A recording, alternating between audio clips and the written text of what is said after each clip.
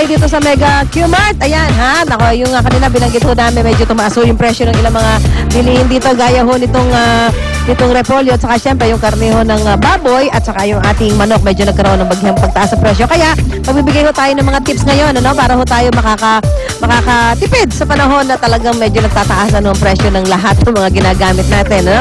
Kasama natin si Chef Laura Martinez. Siya po ang may-ari ng Passion Cook Catering. Good morning, ma'am. Ma'am, una magbibigay tayo ng tips, ano? Ano ba mabibigyan natin payo sa ating mga manonood, lalong-lalo na sa mga nanay natin para ho tayo makatipid sa panahon na medyo nagtataasan yung presyo ng mga bilihin? Okay. Unang-una, kailangan tayo mga misis, marunong tayo magplano para sa pamamalengke. Gagawa tayo ng mga menu. Total, yun naman ang ating role bilang nanay.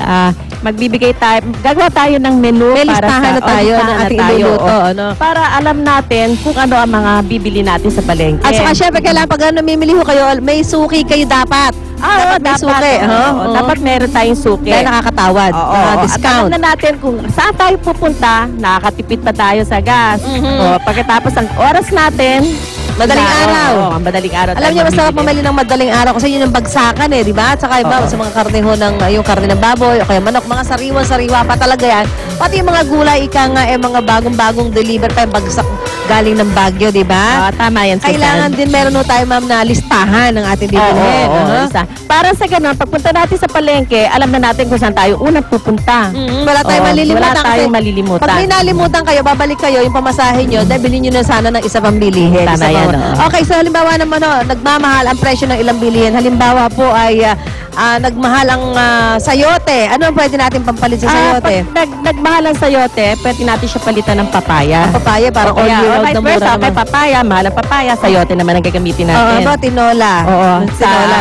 Usually, ginagamit natin ng papaya sa tinola. Imbis na papaya gamitin natin, magsasayote na tayo. Imbis na papaya, meron na tayo sayote. Kasi itong mga to medyo tumataas. Ang sayote especially, medyo tumataas ang presyo nito dahil yan ay galing ng Baguio karamihan, di ba? Halimbawa, nagluto tayo ng minuto at mahal ang carrots. Ano pwede natin gawin? Pwede naman tayong hindi gumamit ng carrots. Pwede tayong maglagay ng patatas o kaya green peas.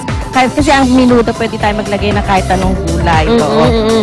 So hindi magsasuffer yung quality ng lasa ng minuto kung walang carrots. Hindi naman. Especially ngayon medyo nagmamahal ho yung mga bilihin natin. Halimbawa naman repolyo, pansit. Halimbawa nagluto tayo ng pansit at mahal ang repolyo. Ano pwede natin pampalit? Pwede natin siya yan? gamitan ng Baguio Pechay. Baguio Pechay. I-flip lang natin siya ng pino. Tapos yun ay ihalo natin. Kung mahal ang kinchay, ano pwede pampalit? Celery, pwede? Pwede, Ayan. Ang tamang, ano oras ka ba namimili, ma'am? Madaling araw. Usually, pupunta kami sa palengke ng mga 3:00 ng madaling araw. Para makakita kayo ng mga sariwang bilihin na lang. Madaling araw ho talaga. Kasi pag tanghali na, medyo na ho yan sa isda, bilasana, di ba? Yung gulay nyo, lantotay na, ganyan. So, yun at mas maganda rin kung mamimili, maramihan. Maramihan. Kasi pwede naman natin yan i-store. Like yung mga gulay. May mga paninda na Laura na pwedeng stock, like halimbawa ano ba yung pwedeng magtagal, yung sibuyas, bawang.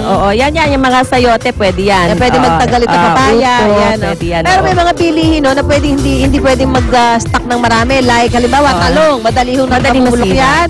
Ano pa? Kangkong. Itong mga talbos, itong mga ganito madali masira yan. So titingnan ninyo kung ano yung mga madali masira at saka actually meron tayong listahan naman nakakagawa tayong listahan kung ano yung madali masira at saka kung ano yung magtatagal. Tapos doon tayo magpo-focus sa magtatagal na mga gulay at yun ang i-store natin. So tandaan niyo lahat yung sinabi ni Aling Laura, sanay na sanay yan. Dahil siya po'y lagi nagluluto everyday. So tandaan ninyo kung gaano lang gagamitin nyo, ilan yung miyembro ng pamilya, ganun lang ang bilhin ninyo.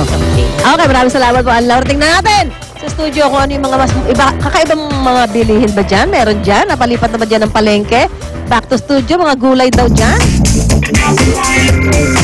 Yan, para humaba ang buhay, kumain ng gulay, di ba? Kaya naman ngayong umaga, mga gulay na hindi masyadong kilala, ang pag-uusapan namin ni Chef Tristan Carson. Good morning, Chef! Morning, Lynn. Good morning, mga puso. Kasi diba, usually, pag sinasabing gulay, we're familiar with yung mga halo ng pinakbet. Sitaw, kalabasa, talong.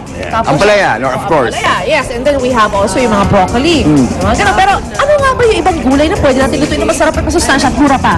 Like what we have here, meron tayong sigarilyas, meron Lalagyan I ng love sigarilyas. that. May gatang sigarilyas. Sarap Yan, yan. ganun.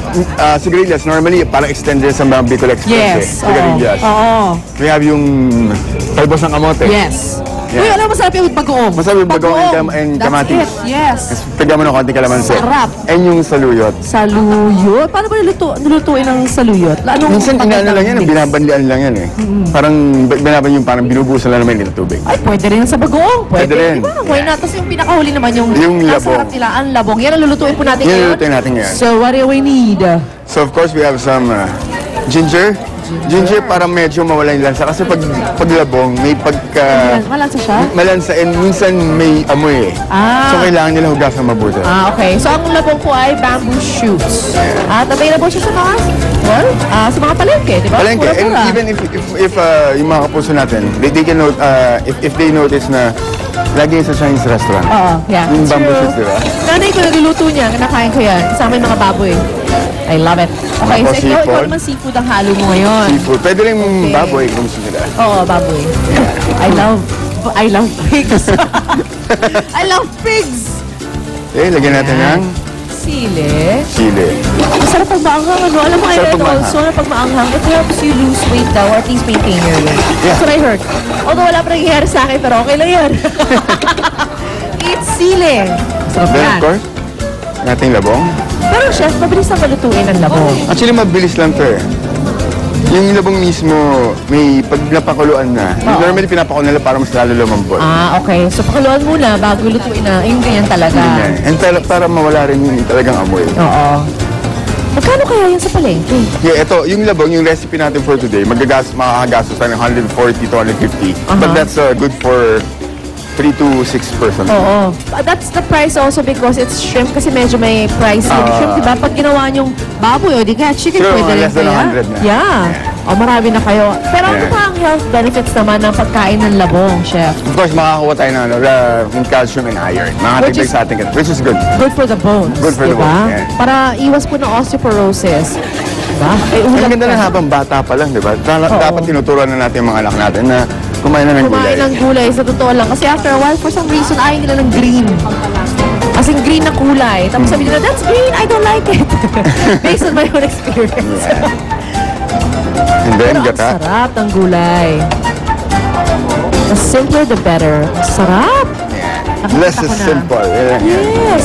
At ang mga ladies natin sa harap, sila Luan, Suzy at si Miss Connie. Miss Connie! Nag-aantay na ng labong. Actually, they're enjoying na sigarilyas, talbos na kamote at sigarilyas. Perfect. Then, of course, timpla natin ng salt, pepper, Aha. and then patis para mas masarap. Oh yeah, lahat na papasarap ng patis. Of course. Tapos pwede tayo kumanta bigla ng bahay, kubo, di ba? Lahat ng gulay sinabit, sigarilyas at manik. Sita.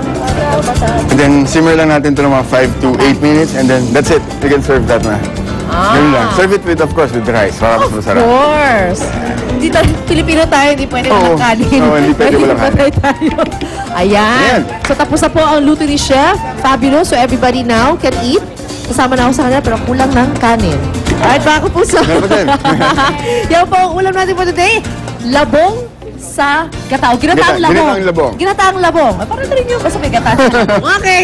Diyan lang po kayo mga kapuso. Kakain na kami rito. See you later. Alright, habang sila na may naghanap ng plato at ng kanin bars. Ito, share ko na lang sa kanya. Ayun, ito masarap. Siyempre, pagkatapos ito, savory meal pa. Pwede kayo mag-dessert kahit almusal, ha? Yes. Meron tayong masarap na ensaymada at inipit. Yes, at syempre, i-share po sa atin yan ni Monica, ni Miko, at ni Arn ang nag-iisang A sa dalawang M. Yes. Diyan naman po yan sa may Giginto, Bulacan. Panoorin po natin yan. Hi, guys! Hi! Oh, you know.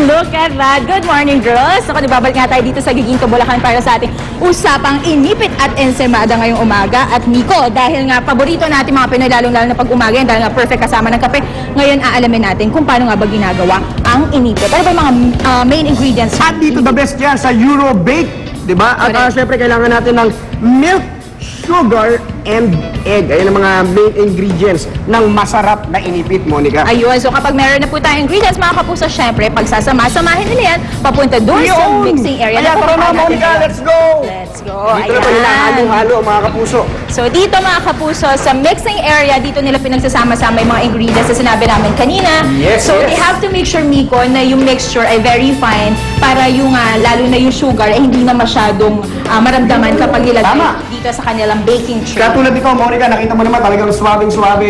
Nakita mo naman yung pagkapatong talaga, no? Pantay na pantay. Yes. So ito na, pag nilalapos na natin yung mix ko, mga kapuso, dadalhin na natin ngayon sa oven para maluto. At syempre, niluluto to, mga kapuso, ng 15 minutes lamang. Walang labis, walang kulang para hindi masunog. Ayun, 15 minutes na ilalagay nila dito sa oven. Ayan, Yan. ito, na mainit-init pa. Okay, At Monica, magaling ka dahil, mag-budget dito. dahil mabilis tayo dito. Ayan. Nagma-magic tayo dito, Monica. Ayun. Meron na tayo agad. Meron na tayo agad na luto. Ayan. Finished product natin again. So, itong finished product nila, as you can see, Miko, kung mapapansin mo, itong pinaka-bread nila ay parang flat. Flat talaga siya, Monica. Yes. At dito na natin lalagyan ng custard dito na dito natin gagawin. Hi, Arn! Arn! Hi, Arn! Ano ba ang pinakamalupit na gumawa ito ng 1940s? 1940s pa ba to? San Lomed de Jesus! Ang nag-introduce sa public ng inipit.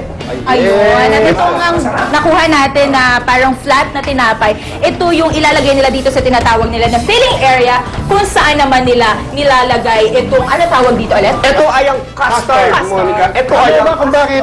Alam mo kung bakit inipit? Bakit? Kasi yung gitnang-gitna niyan, doon nilalagay yung custard, doon inipit. Ayun. Kaya inipit. Ang galing-galing naman pala niyo, Arn. Isa ka bang bulakin yun? Hindi, kausap ko lang yung may-ari kanina. So ito na, mga kapuso, nakikita niyo nilalagay na po yung custard at pagkatapos po niyan ay papatungan ulit ng isa pang filling at pagkatapos niyan ay hahati-hatiin na. Yan. Correct. At syempre, Ayan, ang ating finished product ay yung Ayan na po. nandun na sa ating mga boxes. Ayan na yung At ayan na. napakasarap na inipit. Ay, naku. Ayun na, pwede natin sibugin, Monica. Correct. Alam mo, ang swerte mo, Miko, dahil Bulakenyo ka, lagi mo natitikman Ang Bulakenyo ka ba? diba? Pero syempre, dahil diet tayo ngayon dito, hindi ako papayag na hindi ko matikman. Aba, Kaya syempre, ako Monica. Arn, gusto mo bang subukan yan? Kayo na pa ako tumitikim. Good luck, Art, kung paano mo sinusubo to. At Mamaya lang, mamaya. Busog na ako. sarap. But anyway, mga kapuso, isa lamang ito sa mga favorite delicacy sa mga titikman dito sa Bulacan at sa ating pagbabalik. Isa na naman sa masasarap at pinagmamalaki nga dito sa Bulacan, ang tinatawag nilang ensimadang lalaki. Kung bakit lalaki, mamaya alamin natin yung mga kapuso sa pagbabalik natin dito po sa pagawaan ng inipit at ensimada sa Giginto, Bulacan. Balik mo tayo sa studio. Arn, sige, Arn,